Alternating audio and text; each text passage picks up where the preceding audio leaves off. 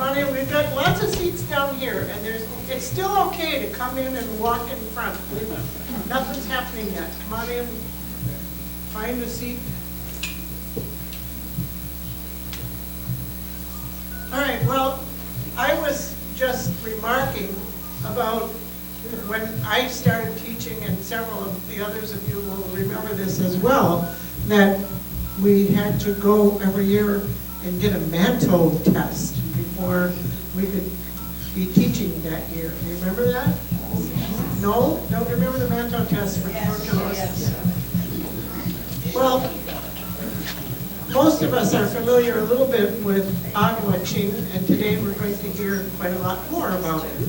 We have a good relationship with several of our sister lifelong learning organizations, and it is through them that we learned about this program.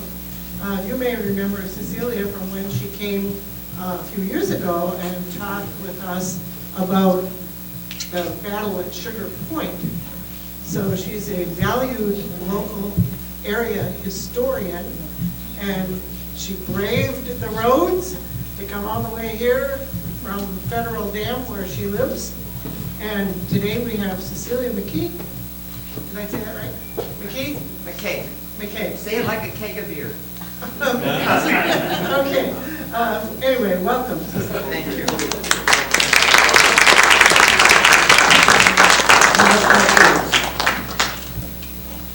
Thank you for having me here today. Can everybody hear me okay? Perfect. I didn't know I was going to be videoed. I would have tried to work in a hair appointment. She talked about the Mantoux tests.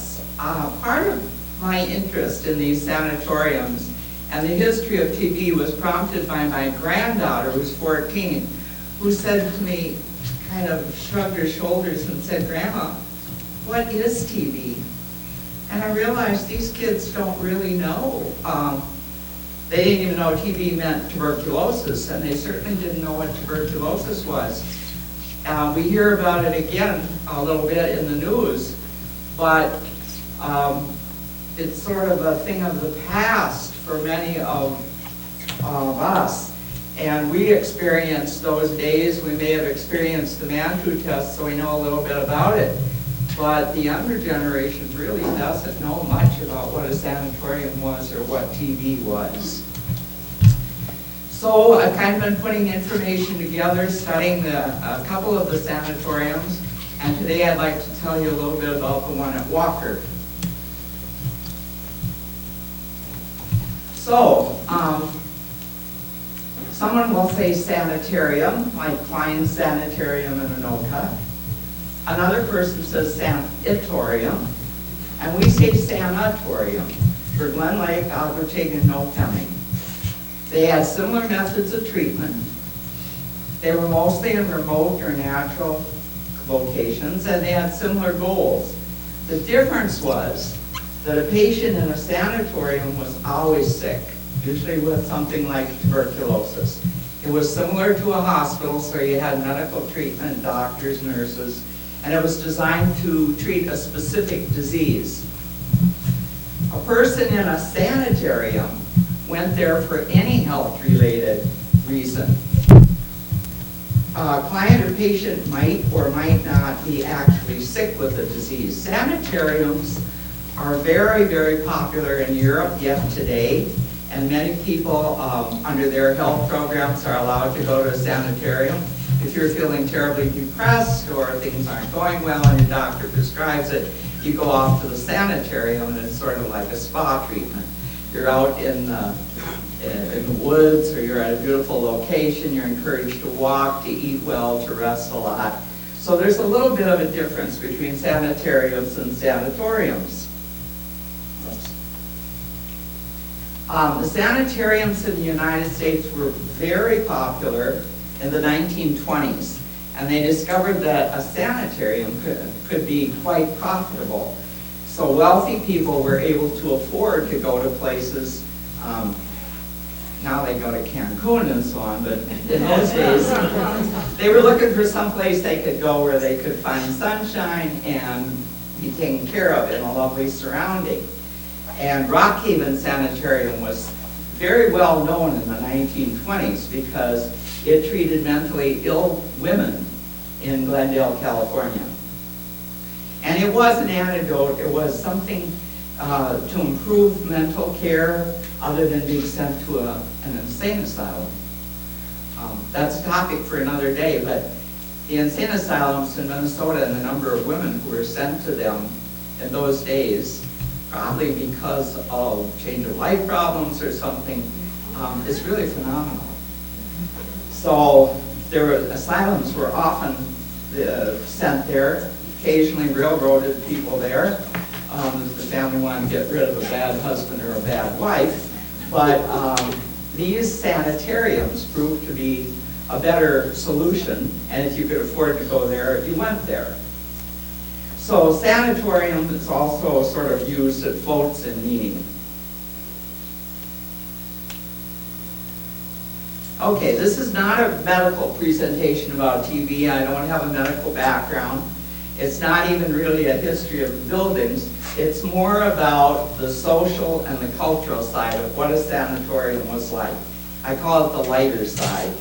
And you'll see here that a couple of the patients dressed up in costume. Now they had to entertain themselves a lot, so they had a lot of dramas that they put together, plays they wrote, costumes, any excuse for a diversion. And I find that very entertaining because they came up with some very creative things. Why did they choose Gwa Ching or Lake Julia or No Penning? Actually, they were looking for a place that had a lot of fresh air. Pines, for some reason. The pine trees were considered very healthy. And we had a lot of pine trees up here. So when they looked for a location, that was one of the criteria. Gwa Ching, they looked at Leech Lake and thought this could be great for boating, for the view, for fishing, for anything like that. They were looking for a relatively low populated area. They wanted to keep the patients isolated, keep them away from the cities, not only for their good so they could rest and recuperate, but also to get them away from passing the TB to their families or to other people they came in contact with. And none of these sanatoriums, either county or the state one, which is the one I'm talking about today, were established in an urban area. They wanted them away from that. And Bemidji was very vocal when they were looking for a place for Lake Julia. They wanted to make sure it was far enough out in the country, away from the town, that they didn't have a lot of sick people walking around with TB and contaminating others. So the plans were already started in 1903. What is TB? Okay, in the 1900s, before they had any idea of what it was, they just knew that people became very ill. And they started looking for ways to prevent it. There were a lot, what people knew about TB, they got a lot from either dramas or literature. Edgar Allan Poe had TB, and he wrote very dark literature. If you went to operas and La Boheme, Mimi dies at the end of the opera, and she's dying from TB, and it's very dramatic. And in your westerns, we all probably are familiar with Doc Holliday. And Doc Holliday, you know, is suffering from TB for a long time. And so the white handkerchief, you know, that they pull out, you start coughing, and all of a sudden you've got blood, and you go, oh no. And you realize maybe you're a carrier, or you're contracted TB, and now it's active. So people were very, very afraid of TB. In Europe, I've seen different figures, but at least 25% of the population died from TB in the 1800s. And there was a tendency to kind of blame immigrants also for bringing TB to to the US. It's one of those stereotypical things again. So anyway, they wanted to find places that were rather isolated, where they could set up these sanatoriums to treat people. The site was chosen 3 miles from Walker, overlooking Shingleby Bay. It had to have southern exposure. It wanted it protected by hills and forests. It had to have a good water supply, or at least what they thought was a good water supply at the time, and good drainage and sandy soil. And then we had local lobbying, just like for anything that's going to be built, whether it's a stadium or anything today, there was local lobbying to get a sanatorium near you where it could provide jobs. So you don't want it in town, but you did want it close enough. And Walker wanted that sanatorium because it provided a lot of employment for the area. And the commissioner of Cass County really boosted the idea of putting the sanatorium at Leech Lake. Now, a board of control ran the sanatorium. They were appointed by the governor. I thought it was interesting that they had 5 physicians on the board, but one of them had to be a homeopathic physician. I didn't know that that was such a criteria in those days. If they wanted someone, a homeopathic physician, had to be on that board. The board chose the location of the building site, and the suitable plans, and then appointed an examining physician in each county who would determine if a person could come to the state sanatorium. Now at that time, between 1907 and the beginning of the county sanatoriums, this was your only option. It was the Minnesota State Sanatorium for Consumptives. Now, people didn't really like that name for it, and so eventually it became Gwa Ching, and that was voted and chosen by the staff and the patients. But they had a physician in each county that would determine if people should be sent there. This board functioned until 1913 when they set aside $500,000 to assist the counties in their building programs. They had so many people who wanted to come to the sanatorium that they had a long waiting list. And so they decided that if they could build county sanatoriums, then the state would pay half, and each county would also pay part of the cost. So they put aside this $500,000 to do that. I might at this point mention that the state sanatorium was really intended for people in the very beginning cases of TB. They did not want in the beginning to deal with advanced cases, and that's what really happened with the county sanatoriums. They kind of got stuck with the really advanced cases. For about the first 20 years at Gwa Ching, the emphasis was on taking those who could most easily be treated and who would recover and would be cured. So the county sanatoriums wound up taking in those with the middle stage or the advanced stages of TB. Eventually, Gwa Ching got surgery and was able to work with the University of Minnesota, and then they started taking advanced cases where they could actually do the thoracic surgery. But to begin with, this was just a place that people could come to rest, to get the sunshine, to get really good meals, because poor nutrition was considered part of why you got TB. And so, actually, it wasn't a bad place to go, except from being away from your family. This is the first building in the west wing for administration and beds for 50 patients. And then it was remodeled in 1914 and was used only for patients. And after I explain all that about sanatorium, the first postcard that I have comes up and says sanatorium. So somebody, when they printed it, chose to to use sanatorium, which isn't actually correct.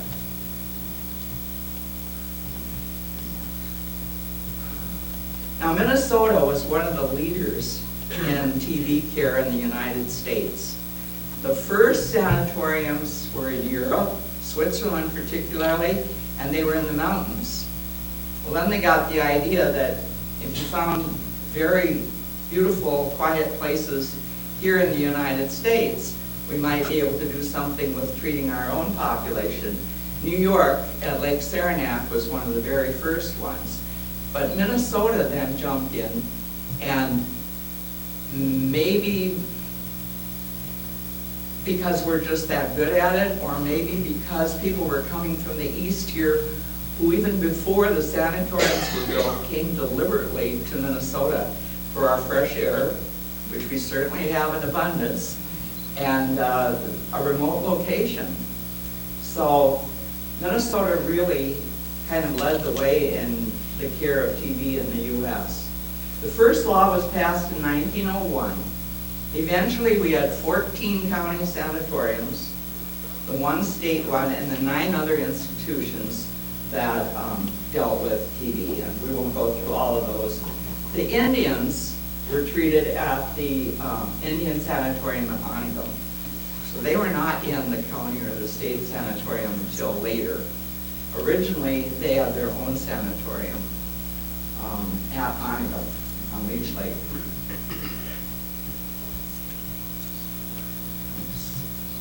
Okay, so we had certain periods. It kind of breaks down into periods at Gwa Ching. From 1907 to 1914, there was just the main building. They had not had any money or funding to add to it. And when you look at the files asking for admission, there are a lot of rejections because they didn't have room. So they only took the optimal cases. They only took those in the very early stages, but they didn't take all of those. That was the stage when you hear about open porches and how cold it was and how difficult it was for the nurses to take care of the patients, because you had, in the wintertime, you had snow actually coming in on top of the patients. The patients would have stacks of blankets on them, and they learned various ways to cope. They had what they called the pig, which was filled with hot water and placed at their foot so that they wouldn't be so cold. But you can imagine trying to be a nurse under those circumstances, because you didn't get those kinds of things. With those, a lot of the stories talk about the open porches and the experiences people had with those. Could be too hot in summer and could be very cold in winter. That did not last beyond about the mid-20s, but that's what's most associated in that period. They really didn't have any drugs, you know, and they didn't know quite what to do with it, except to try and give good food, rest, and isolation for people to get better. Then they added the East Wing, and one of the reasons they needed the East Wing and more space was because of the casualties from World War I. We've heard about the soldiers being gassed. Well, that damaged the lungs. That led to TB. So they had a great number of soldiers who came back and required care at Gwa Ching. And that, I'm told, happened again after World War II. There were a lot of veterans who needed care, and the sanatoriums provided that TB care for those.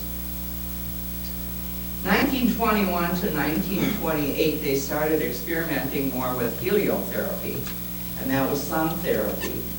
And Dr. Hall, who was the superintendent at that time, felt that contentment was the key to better health. So he promoted anything that had to do with contentment.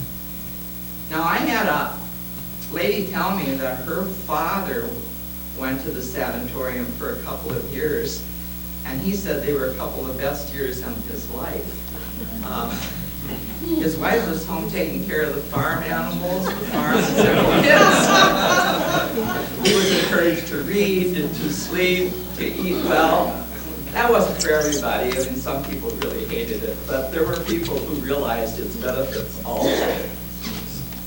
Then in 1929, you have a change of administration at Gwa Ching, and Dr. Burns comes in, and things, he's much more strict with these people. Dr. Hall brought in musicians, bands, plays, anything to try and make things more pleasant. Dr. Burns came, he was pretty strict, and he came in at the end of 1928, and then it became an emphasis on epidemiology, extreme caution to prevent the transmission of the disease, and things were tightened up considerably. Then in 1946, we get streptomycin and a couple of other drugs, and that is what really begins to control tuberculosis in our country.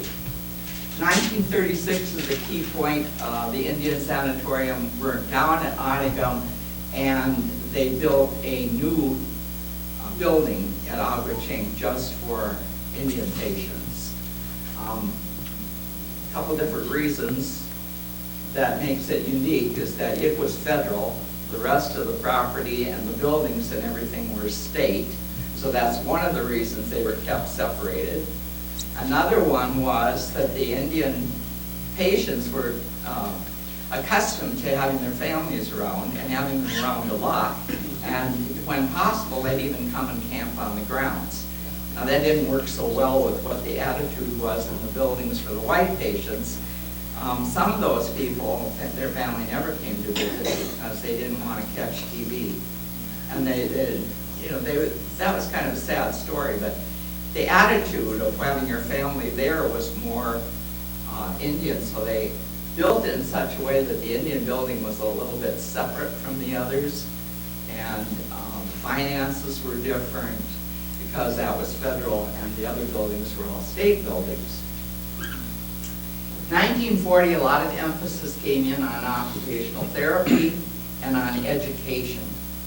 How do you prevent getting TB? How do you take care of yourself if you're released and we discharge you? Are you going to follow up and take care of yourself so you don't get TB back again? Okay, the superintendent, this is Dr. Burns, the rather strict one, had to be a licensed physician. He had entire charge of the administration of the sanatorium. He appointed all the employees, and he fixed their compensation. Think of the control that you had when you decided who was what. The cook usually got paid the most, by the way. Just like the lumber camps, if you didn't have a good cook, you couldn't keep the people there. So there was a great emphasis on having a good cook and a very good kitchen staff. So I think very often there was a lot of emphasis on that cook, maybe even more so than the nurse. There was a lot of turnover with the nurses, but they really tried to keep their cook and their cook staff. He's the one who decided on admission or discharge of the patients. So he went through, and his notes are on your application, whether you get in or you don't. And he supervised the treatment of all the patients. He kept the books and the records so that the Board of Control could see what was going on at the sanatorium. So he really had a lot of power. At one point, he did have to go before the review board because one of the patients complained about his dictatorial attitude and how he ran the place. But after the board looked at what he accomplished and what he was doing, he was praised rather than reprimanded. How did they get there? Oops. I'm not used to this clicker, I'm sorry. They came in by the railroad, they could do that. And then once they came into the depot, they followed a trail up through the woods. In the early years, a horse-drawn carriage would come and get them. And later on, then we had the cars. The depot was built in 1907, and they named that Gwa Ching almost from the beginning. even though they didn't get around to changing the name of the sanatorium until later. Sometimes they came in to the boat landings. And then there was an old logging road that they had that they could come on, that was replaced in 1904, so they got there by those various ways. The depot stood from 1907 until 1932.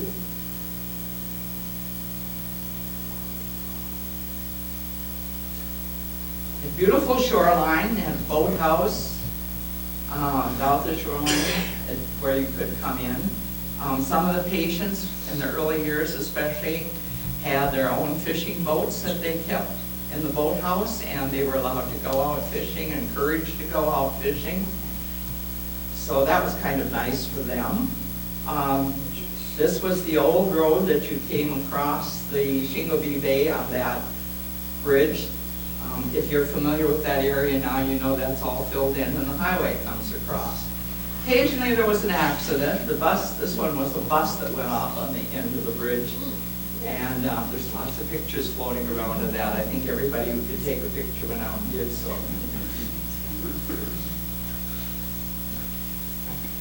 They had horses originally, and then they had a vehicle. And the bus was called the Black Mariah. They would pick you up.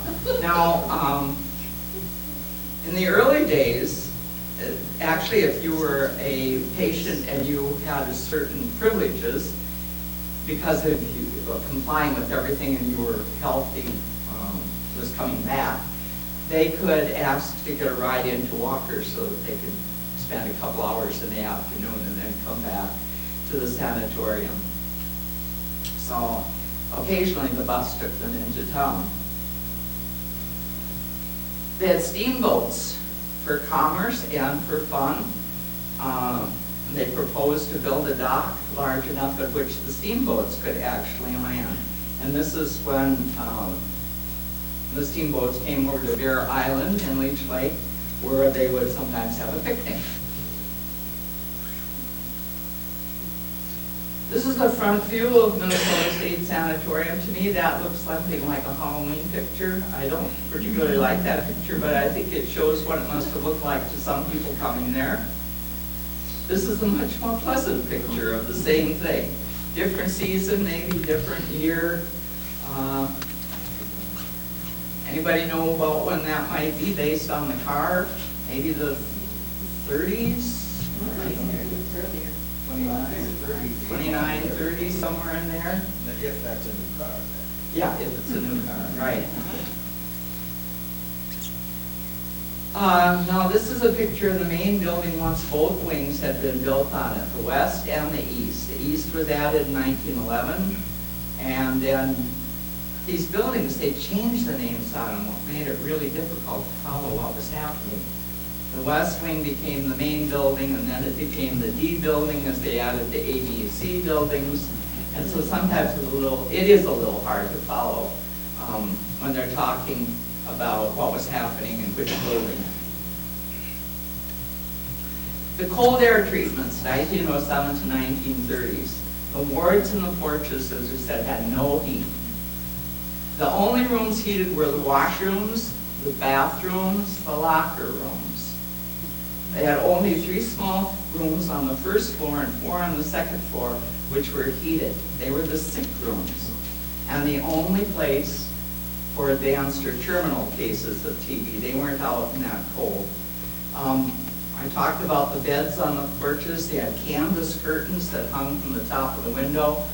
If you had a really severe wind, take yesterday, imagine the snow flew in on the beds. The nurses endured a lot of hardships. They had to wear coats, sweaters, mittens when making beds and taking care of the patients.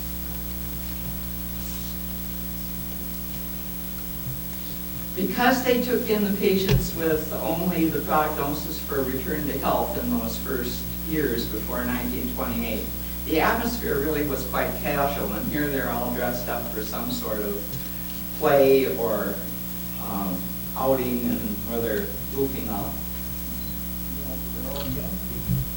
A lot of young people. Consequently, a lot of romance a lot of, something like a college campus. What was the Yeah. ratio of men to women, do you know? Pardon? Ratio of men to women? No, I don't know the ratio of men to women. I need to look at it someday and just do a count and see which. There's a lot of both, and they're on different buildings or different floors. And if they try kind of to keep them segregated, but you're not going to succeed at that. And if a certain man liked a certain lady in the other building, they developed quite a few different ways to communicate. They used flashlights and they made signals at night from one window to another. They, the current owner of Lake Julia Sanatorium told me that in working on the building out there, he found a lot of old Valentines that were stuck in the windowsill. So they must have managed to deliver a Valentine and then stick it in the windowsill so that they could pick it up at a later time or something. Those buildings still exist. Lake Julia's building still stands. It's in terrible condition, but it has not been torn down yet. Which building? In Lake Julia? Oh, in Lake Julia. Lake Julia, that one still stands. No building still stands at the Yes. loop, but it's probably going to be torn down, and I I don't think heard it's yesterday much. Fergus Falls is going to be torn down. These buildings have just, they were beautiful buildings. They must have been great. They were beautiful when they tore them down. They had real nice floors, they were all Terrazzo floors and, And clay, roof, you know, these clay tile on the roof. pardon? They had clay tile on the roof. these Clay buildings. tile on the roof. Yeah, they're beautiful buildings. It's, I could have cried when they tore Gwa Ching down, but we aren't willing to put the money in to keeping them like they do in Europe, where they but got the these whole thing buildings and were start good. over, but just keep the exterior. And we just don't have it, or aren't willing to put it into saving those buildings. To get rid of the asbestos, to rewire because the wires are within the concrete walls and so on. It's just very, very spendy, but they are beautiful buildings. So, Gwa Ching did not take any terminally ill TB patients until the old infirmary was built in 1922. So you have folders and folders of rejection letters. And interesting to read. Long waiting lists. Also, just like today, it mattered if you could pay or you couldn't pay. I mean, you had people who were on self-pay, and then you had county payments. And you had arguments between counties as to who owed for that person. I mean, they moved around too in those days, and if somebody came in from Hubbard County, Hubbard County might have said, yeah, but you lived 20 years before that, and in such and such a county, and so we don't owe for you. Just because you came to live with your sister because you weren't feeling well doesn't make us the responsible party. So sometimes there's a real delay in admission, or maybe they don't get admitted at all because there's too much of a discussion of how they're going to pay for it. It's a very white society. The sanatoriums are predominantly white. The only black patient I ever saw listed for Gwa Ching was one who had the money to pay for himself. He was a bartender in St. Paul. He came in, he paid his own way. But otherwise, it's sometimes even a combination. The county will agree to pay part if the family or that single person will pay part of it. Now, it wasn't that big of a deal, but still, those were different days. It was $1 a day. If you weren't in the county, it was $10 a week for the county sands. And this was a similar cost. When you say a black person, what does black mean? Well, to me, it's the black Negro person at that time. That's how they were designated in the admission book, as with just the B for black. So it's a very white, and it's very Scandinavian. Obviously, that's what our state was composed of, many Scandinavians, Germans. So Lots of people came from out of the area then? a lot of people patients came from out of this area? Yes. And that's a puzzlement. I haven't figured that one out yet. In those years, 1907, even until Lake Julia opened for Hubbard and Beltrami and Gwa Ching, there are very few people from our area who were in the sanatorium. Most of them come from southern Minnesota. So are we just healthier? I mean, was it more sparsely populated, so we didn't pass it to one another? Really, that's a good question, because there are very few from northern Minnesota here in those early years. Well, if there were no sanatoriums in the metro area, then these folks were usually most likely to pass. That's right, you only had, You had to go someplace. you had to go somewhere, and the only sanatorium in those early years before the county started building them was to come here. And the cities area in southern Minnesota was more populated. But there were a lot of Indian patients, weren't there? Not until 1936, because they were over at Onningham. And then after 1936, then the Indian patients come in. So, yeah, it's very interesting. I don't know why. I looked through the admissions book looking for Beltrami County people, Hubbard County people. There are hardly any in the early years here. But many who came in from the southern part of the state. One of the things you haven't mentioned is that some of the patients were children, because my father from Hubbard County was a patient at Lake Julia and also at Gwa Ching. He was a child. He's mentioning the children. He said his father was a child at one of these. And Gwa Ching did build children's cottages, which I will get to. But yes, they did. Lake Julia took very few children because they didn't have good accommodations for them. They had a men's floor and a women's floor, but if you had a child, they had to mix in with the others. And in Lake Julia, the only child I remember in the early years was discharged because she was too unruly. She was 7 years old. So they probably sent her to Gwa Ching instead, because where there were other children, they had cottages for them, they had teachers for them, they had nannies. For some reason, my father was transferred from Lake Julia to Gwa Ching. And that might have been because they had better accommodations for children, because I have photographs of them at Lake Julia. I know he was there. I have to talk to you afterwards. He says he has photographs of his father at Lake Julia before he was transferred to Gwa Ching. So, yeah, those are some of the differences and some of the things you'll encounter. Okay, so the people would take walks. They were encouraged to take walks both summer and winter when they could, and they were healthy enough. And they often walked down to the depot. You find many pictures of them posed by the depot. They opened a post office July 14th, 1908. And in the early years, all you had to write was State Sanatorium, because there only was one, and they got it. Then in 1921, they decided Minnesota State Sanatorium for Consumptives was not very attractive. So they selected by vote what to call it and legally changed it to Gwa Ching. What does that mean? Outdoors. Oh, that's- Gwa Ching means outdoors. So the post office, they said, did a tremendous business because they ordered catalogs and of course, wrote lengthy correspondence and kept in touch with their families that way.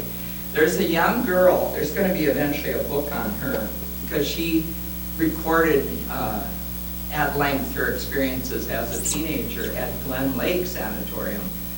And they've taken all her letters at the Minnesota Historical Society and they're putting them into a book. And she really writes in detail about her life at Glen Lake and what it was like to be a teenager there. One of the things I noticed about her, she must have come from a wealthy family because her letters continually asking for something. She wants a new chest of drawers, a new bureau. she saw some new ribbons that are in a certain catalog, and she asked her parents to send her those. And then pretty soon she's seen this really beautiful nightgown, and oh, she would so love to have that nightgown. So, you know, she was one of those who paged through the catalog and found things that she really wanted.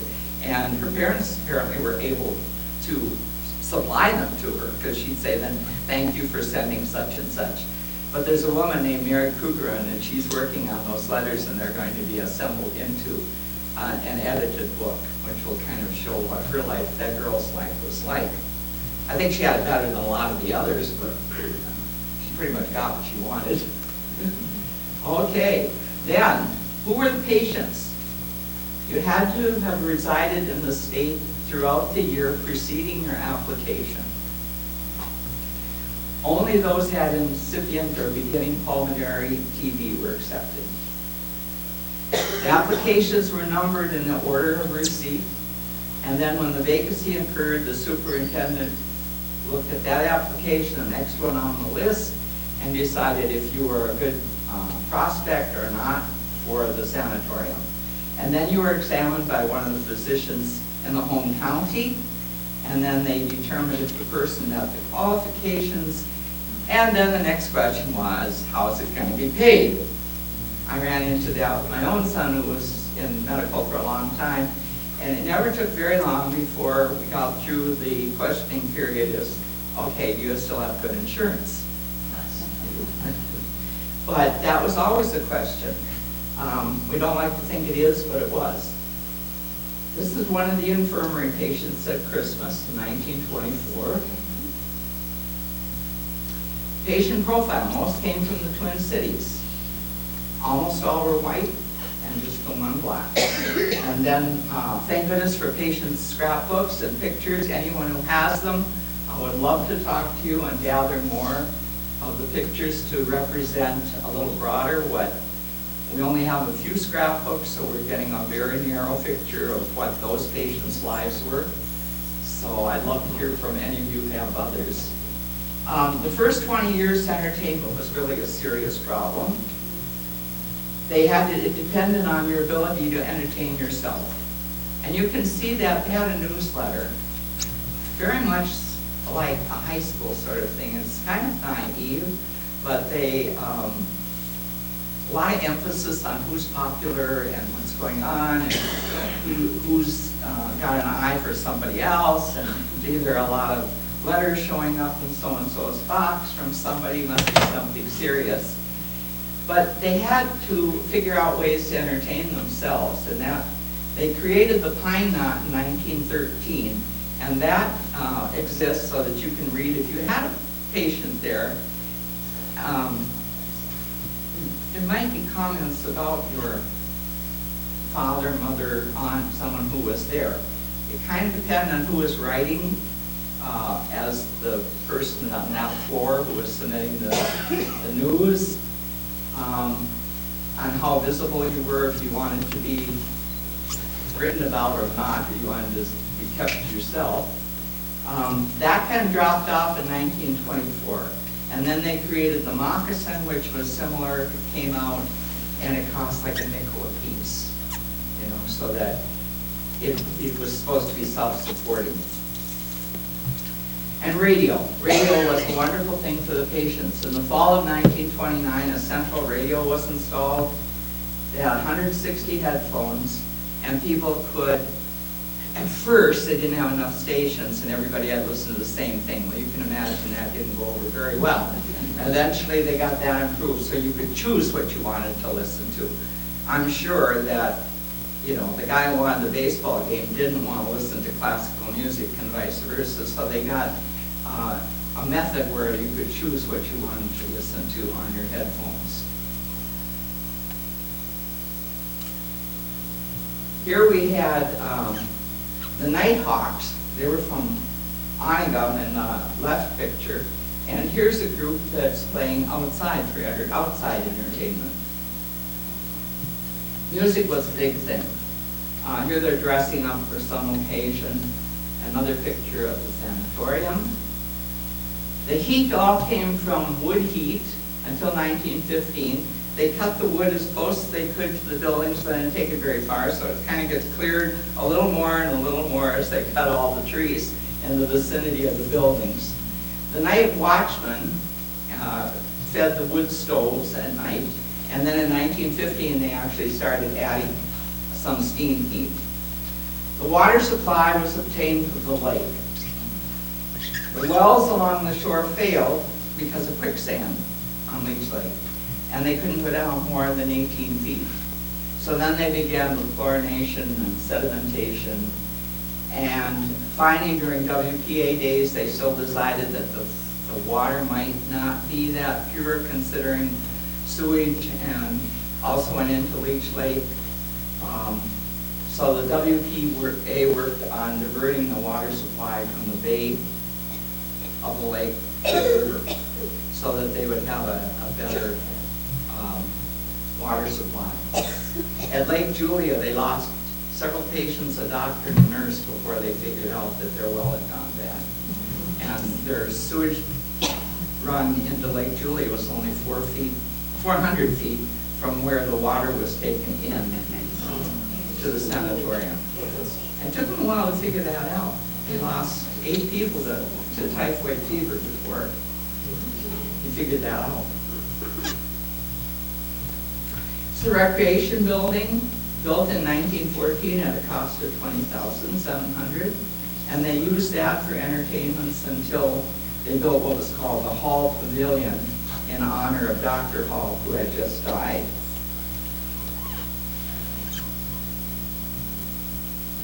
Looks more like a chapel than a recreation building, but it was also used as the chapel. This is the infirmary that was built in 1922 at a cost of $100,000.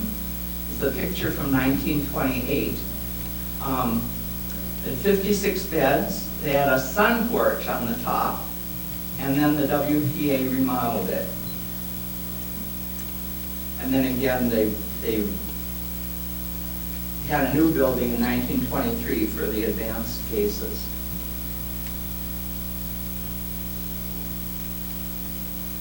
Okay, so here's some of the guys outside.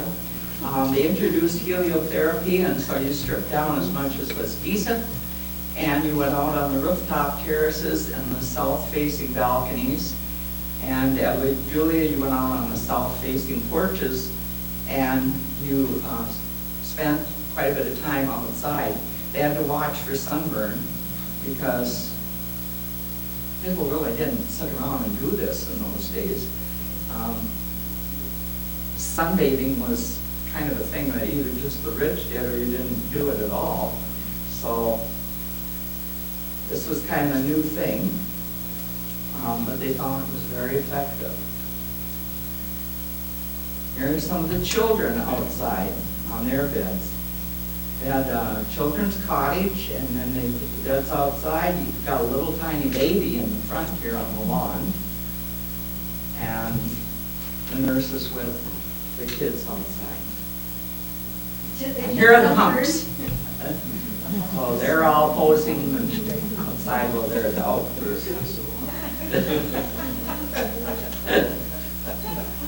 Okay, 1927. A couple of quotes about it. Somebody described it as an immense summer resort. Maybe for some, I'm sure for some it was very difficult. Those who had to be away from their children, those who really wanted to be home working, kids who were homesick for their parents. But the Walker pilot was very proud of the sanatorium. The contentment, the emphasis on contentment was necessary for the cure of the disease. And because of the isolated stay of the patients, some of the staff and patients developed very lasting relationships. Very often, and I noticed that in other sanatoriums too, those who recovered actually stayed, they worked there. They found a job at the sanatorium. They actually had kind of a shared experience because they'd been through it. And many of the former patients actually took jobs, anything from laundress to maid to even becoming nurses. I'm not sure about Gwa Ching, I know Lake Julia offered a program where the superintendent, who was also the doctor, taught nursing classes. So some of those who started in the kitchen, Thora Bakken is one, started working as a dishwasher, eventually wound up being a long-term nurse at the sanatorium. So they had the opportunity to move, to have a good job at a time when jobs were hard to come by. The 1920s, 1930s up here were very difficult times. In lots of the U.S., you hear about the Depression of the 30s and how difficult it was. But up here, our depression really started when logging moved west. And any time after the Crookston Mill and some of the other sawmills start going west, we had hard times up here. And so these patients often stayed at the sanatorium and worked there for years. Here's the children's ward in 1915. They built the children's cottage called the Eagle's Nest. They were very fond of naming their cottages, nicknaming the porches, you know, and when you read these newsletter type things, the Moccasin, they're always referring to the different porches by their nicknames, by their official names. So this one housed 24 children, and it operated until 1929.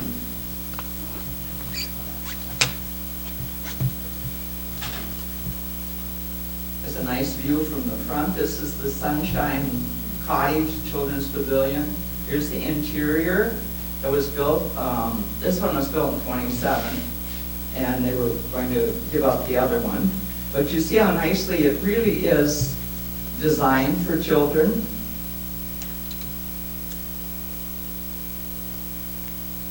You have sitting rooms, the kitchen and so on, having the toy soldier here on the right for entering into the dining room. And then you had a lot of celebrations of holidays. Here she's sitting by the Christmas tree. It reminds me of the Christmas tree we had when I was young in the 1940s. I thought it was beautiful, but you know, it kind of looks a little, icicles and things on it that we've changed our Christmas trees a bit since then. There are a group, I'm not sure if they're patients, if they're employees, or if they're both. This was still at a time when they mingled. After 1920, when Dr. Burns came, he really started making sure the women stayed on one side of the room and the men stayed on the other side of the room, and the staff ate differently in a different dining room and sat in a different location if they had a play, because he was very concerned about contamination and passing the germ through the air. Lake Julia didn't feel that way. They felt that TB was transmitted by actual touch or by spitting, things like that, but it was not airborne. So the two sanatoriums treated it a little differently. And after Dr. Burns came in, then these people were segregated, not allowed to mingle the way they did earlier.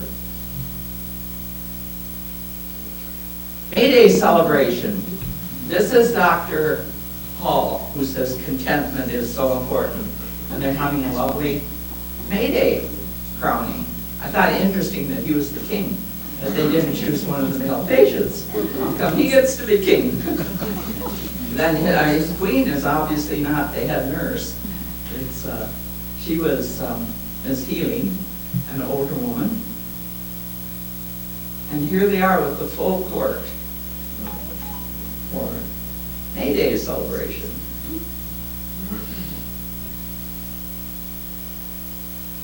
And nicknames for the cottages. These men call theirs the Dove Cot. On the left, the Forest Home. Is that what that one is?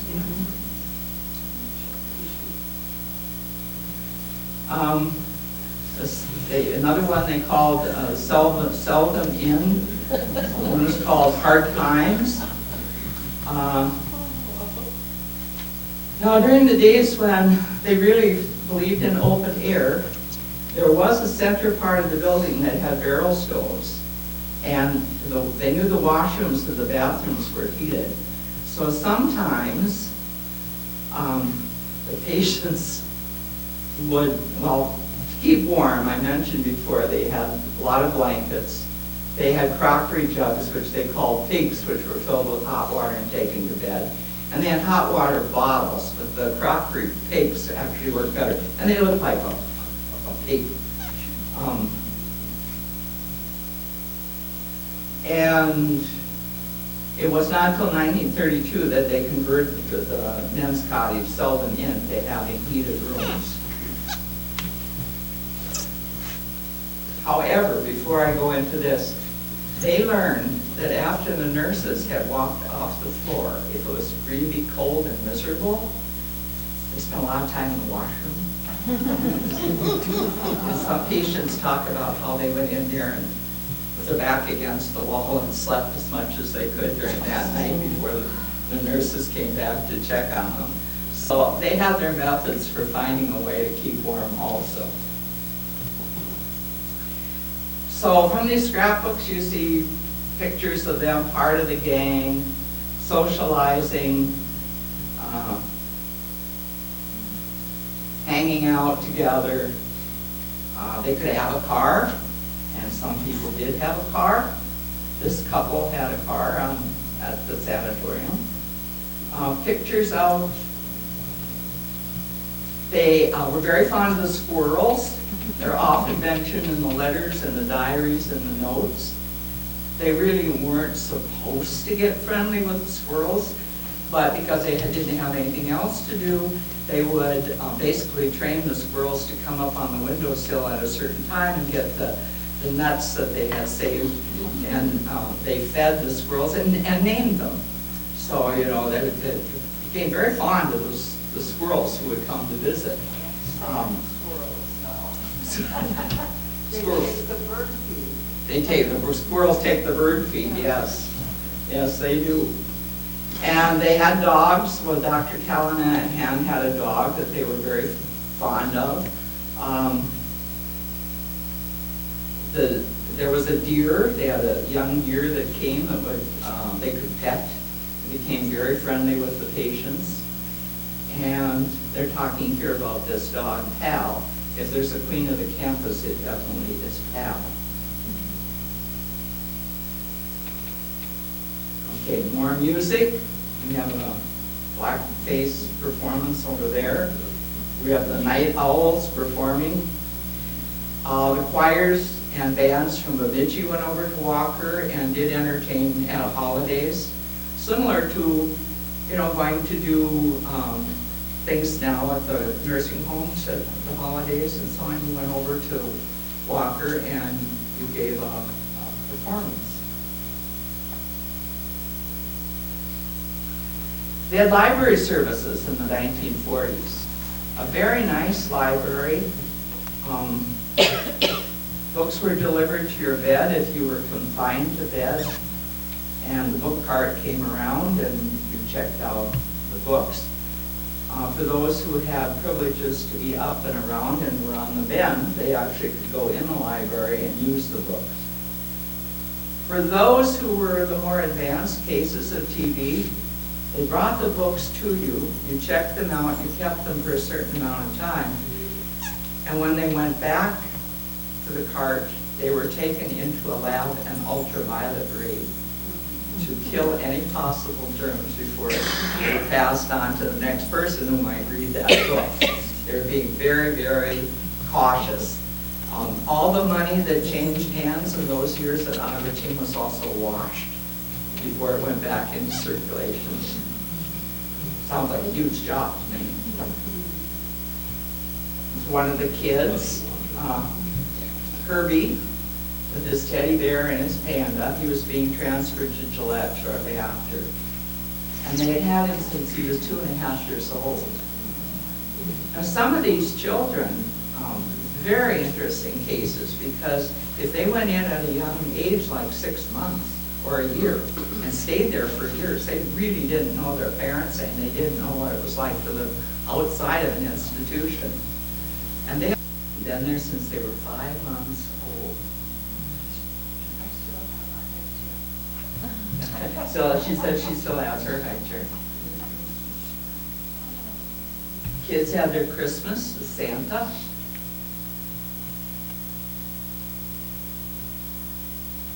Kids were all waiting patiently, or what, impatiently, depends. I like the way they're kind of huddled together and kind of looking at each other. And the one little girl has a younger one on her lap. So all these kids were diagnosed with TB, correct? Yes, yes. These were, for a period of time, they went through something called a preventorium. And if you came from a family where there was a lot of TB, usually poverty and poor nutrition, if the children were prone to TB, they tried to convince the family to let them go to live at the preventorium. They had one in Gwa Ching, they had one at Glen Lake. They never had one at Lake Julia. But they just took the kids either for the summer, or if they felt they needed them for a longer period of time, they kept them the whole year round to prevent them getting TB. So they're not really, some of them are really not they're not sick. They're just kids. I'm sure there could be studies made of how good idea that was or not. I mean, for some kids, they were in dire situations and they did need care. And if they could say, well, this family had a lot of TB and these kids are going to get it, we've convinced they should go to the Were they actually taken against the parents' will then, if maybe there was another family member? I think they had to convince the family. I just recently ran into a discussion, a set of papers in the late 40s where they're discussing what to do. How can they force people to go to the sanatorium, and how do you force them to stay? Because a lot of these people discharge themselves, for better or worse, and that's still an open question. If you were there a couple of years and you didn't see any improvement, and you decided you were going to leave, there really was no way they could force you to stay. So people did leave for lots of reasons. For being homesick, because someone else in the family was sick and you felt you could be more help there than staying at the SAN. Maybe your family was desperately poor and you, as the provider, felt you had to be released to go home. That's something that doesn't come out very often until you read the patient's admissions and discharge papers. And then you start seeing even patients were kicked out for being insubordinate. So there really was no way to force you to stay. They had to convince you or your parents or someone that you needed to be there. And I think with the number of people who wanted to be there, it was okay, because they always had a waiting list. And with Gwa Ching, I never heard that they had a jail there until I read a report by the night watchman. And he said that one of his extra duties was to take care of the jail. And I went, what? Well, apparently they had a jail in the main building, because not only good people get sick, but some really criminals get sick too. You know, it's not a disease just for the blessed. And so you had some really hardcore people, criminals, who got TB too and wound up at the sanatorium. Eventually they start sorting that out. They have TB for the insane at Anoka. They started doing wards at Stillwater for criminals who had TB and were sent there. But for a while, Gwa Ching had its own jail, and he had to go down and check on them. And one night, a couple of them got out and got upstairs on the second and third floor and caused a lot of chaos. And he said, you know, they weren't really, didn't have the authority to do that much, and yet they had to get these prisoners back downstairs and into the jail instead of where they were terrorizing the nurses and the patients upstairs. So, you know, a lot of life stories there of what went on.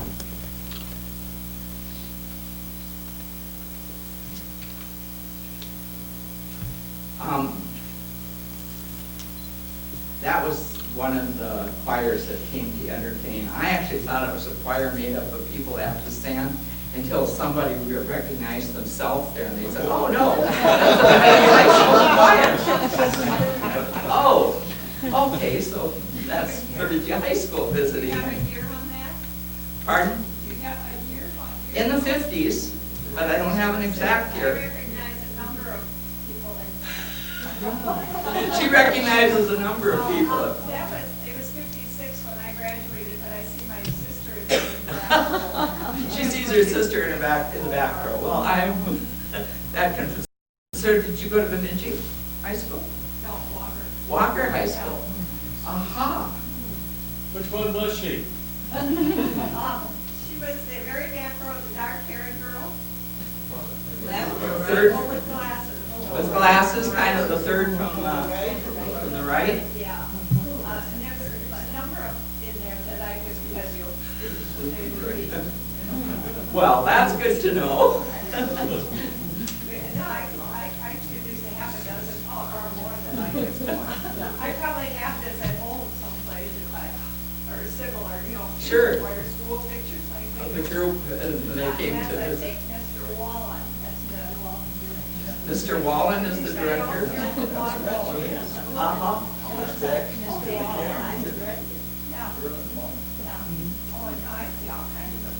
Well, I never again will claim that it's anything that's produced. I mean, the second row up and third one from the right.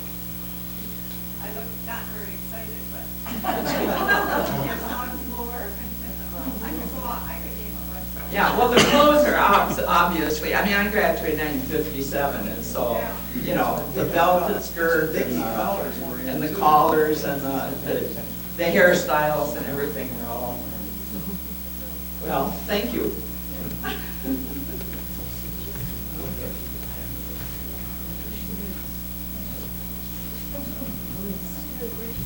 Okay, back up one here. By this time in 1953, the Indian building as such had been closed. That was closed about 1947, and they started mingling them not by race or funding even. The state bought the federal property, so they were using the buildings and the boys were mixed, and you had a lot of Indian children mixed in with white children. And one of the kids, I don't have a picture of him here, but he told me that they used to get into a lot of mischief together. And one night, one of the Indian boys convinced him that Gwa Ching wasn't that far from Cass Lake. That they should, after it got dark, they should take their sheets and they should make, the sheet rope and let themselves down from what was the third floor, and then they were going to go to Cass Lake. Well, I think it was October, he said. And they let themselves down successfully. Nobody caught them, and they walked, and they walked, and they walked. And then the three decided, gee, maybe that wasn't the best idea. Maybe Cass Lake was further than they thought it was. And nobody picked them up because they thought they might be able to hitch a ride. Must not have been very many cars that night because they didn't get a ride either. So they turned around and went back, and they thought they could climb the sheets to get back to their room. That didn't work. So he said they got caught by the night watchman as he was doing his rounds, and they all got reprimanded. But he said they didn't really, it wasn't real harsh punishment. They just had to give up some of their recreation for about a month. Another interesting point he made was smoking, because a lot of the staff smoked, and the teenage boys wanted to smoke too. And they caught their night nurse smoking. She's not supposed to smoke within the building. She's supposed to leave the building. And so they made a deal. If she would give them a cigarette, then they wouldn't tell on her. So I guess this went on for quite a while. But to me, it is fascinating that smoking was not forbidden on the grounds at all. There's a recommendation by the doctors that smoking might not be good for your health. They hadn't realized, I mean, this is lungs, this is TB of the lungs, but they didn't get the connection that smoking should be prohibited. They just recommended that you didn't smoke. And this was the OT department, and in the sanatoriums, the OT departments became very helpful. People actually kind of learned trades sometimes. They did basket making, tatting, crocheting, woodwork. They had shops so that the patients could go down and create things out of wood. And then they sold them. They had a gift shop at the sanatorium, but they also took them to county fairs and the state fair.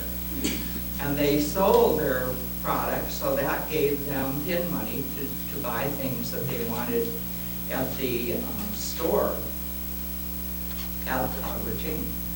So this is one of the gentlemen with some of his baskets. The E building, that was the Indian building, opened 1935. The federal government paid the state $2 a day for each Indian payment at that time, and then ownership was turned over totally to the state in 1961. This is what was the Indian building. It had occupational therapy, recreation, so on. 3 floors for the patients, nurses' offices, doctors' examining room, and so on. Did they have any way for fire escape? Oh, yes. I would think they would have to. Yeah, they did. This is what this teenage girl wrote. She had never met an Indian before. Remembering that a lot of these patients came from southern Minnesota, they'd never encountered an Indian. And so she writes in to her parents, you know what, a real Indian nurse just came in and gave us water. There are quite a few on the cure here, only they are in the Indian building, quite a ways from C2. And then, again, she writes, yesterday and today are Miss Reese's days off, so we had Smith and Henry for Bath. They are both Indians, and gosh, they're fun. And we laughed warm. You know, this was their first encounter, and there were a number of nurses and staff that worked at Gwa Ching. Oh, the smoking, yes, okay, here's the smoking. Most doctors think that patients shouldn't indulge, and most of the smokers think that's the one thing they shouldn't be asked to give up. So they frequently ignored it. And Dr. Schwartz said the habit should be abandoned as excess baggage on the way back to health. The shots that were after 1946, you started having drugs, so you can use drug therapy and not rely just on sunshine and rest and food. They did a lot of skits, and they must have hilarious skits where they mimicked the staff, and some of the patients pretended to be the staff administering some of the therapies. I mentioned the E building. The Indian building was quite separate from the rest of the buildings. So when they built it, they bought this little parcel of land and kept it over here for the E building on the right. They had a service wing in between, and then you had the main buildings that were state buildings. And so they kind of isolated the two groups for a while. That they went through. Pardon? There was a tunnel. And a tunnel. And in later years, my husband built the two together. Oh, really? Yes. Yes, so there was a tunnel that There was connected a tunnel them. underneath, and almost it was in later years, it was a tunnel. I heard that the tunnel provided a lot of ways for communication. That you just left it, you left the letter in a bottle, or you left the bottle, or you left the bottle.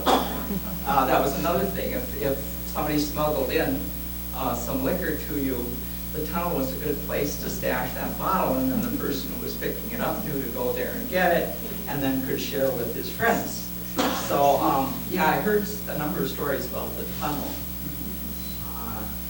And also the boys told me that if they had to get over to the Hall Pavilion, that it took them a long time to get from the E building over deliberately. I mean, it was a chance, he said they would, supposed to go directly, but they'd go in, they'd ride the elevators up and down in the other building, and they'd see what was going on in the other buildings, and it would take them a long, long time until they went where they were supposed to.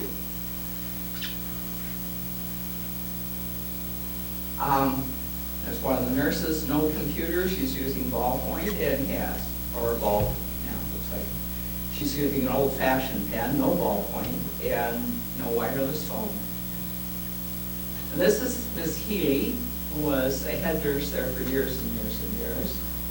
And Dr. Bush, here's some of the patients.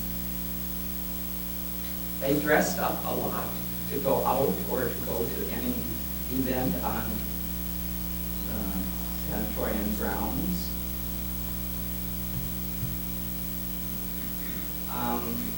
The Indian patients have their own page in the moccasin called War Whoops, and they did a lot of kidding around about other patients and what was going on in their area.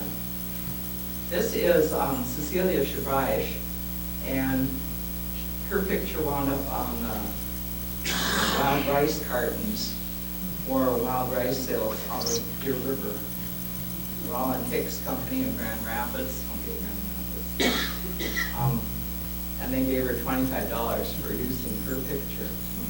She was in and out, and in and out, and in and out of Gwa Ching, but she ultimately beat the TV. The nicknames for patients and staffs. The moccasin would refer to all these places. The treetop porch, the lookout porch. The boys on treetop did a little remodeling of their own. They painted their tables white, and are thinking of painting the beds and walls too. And then another quote from the moccasin. Somebody told Curtis Johnson there was an empty bed on idle hour, and the last we saw of him, he was streaking for the porch before anybody else got there first. So they had their preferences, you know, who could be by, who wanted to be by a window, who wanted to be in a corner, who wanted to be as far away from everybody else as possible. I mean, they had some choice as to where they spent their time. Romance, yes, there were plenty of romances.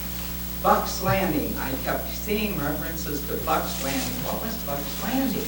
Nobody knew.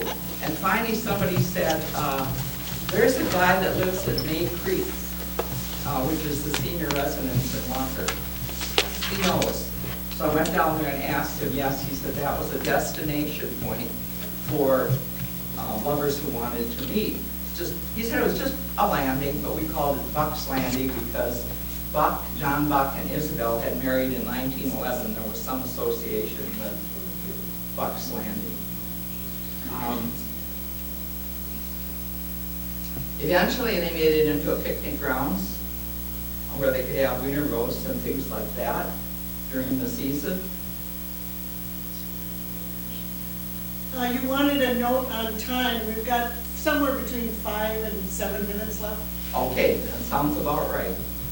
And so here they're out having a cigarette. Picture of one of the patients or staff person out.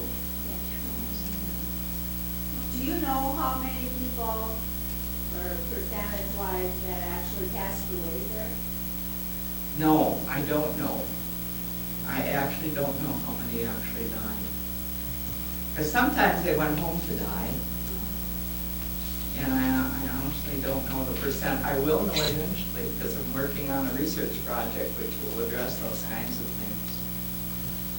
So, just people of patience, pictures that were in scrapbooks of people carrying on. Friendships that lasted a long time. Friendships among the kids and patients. And the deaths of friends must, and when she asked about the death, that must have been tough. This person wrote down, died such and such, died March 31st. Friend died February 21st. So, yeah, they lost people. And this is all that's left up there at the grounds right now. We went up and walked it last fall, and it's a beautiful location looking out at the lake, but that is the only remnant of what was there. Even the foundations for the buildings are gone. Bird banding was something that the patients got involved in, especially from 1928 to 1931, because that was something that they could study. They could record the birds that came, when they arrived, types of birds, counted birds. They were very active in that. September 3rd, 2008, demolition. Theirs taking down, just barely hit the brick wall and down it came. So that is the end of my presentation on Gwa Ching.